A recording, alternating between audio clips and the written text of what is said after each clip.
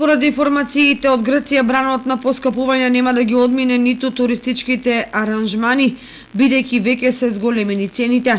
Поскапувањето се должи на цените на енергенсите, кои значително пораснаа, а со тоа и цените на речиси сите производи. Сместувањето во апартмани во Грција поскапе за 15%, а во хотелите за 20%. За разлика од Грција, Турција, која изминатото лето ги зголеми цените, годинава ќе ги задржи на тоа ниво со евентуални мали корекции. Високата инфлација на еврозоната лани надмина 5% и во услови на таква инфлација може да се очекува значителен пораст на цените на услугите, особено во туризмот. Дотолку повеќе што туристичкиот бизнис претрпе големи загуби во текот на 2020 година, нешто помалку во 2021, па сега сакаат да го надоместат и да се вратат на вообичаениот стабилен режим на стопанисување.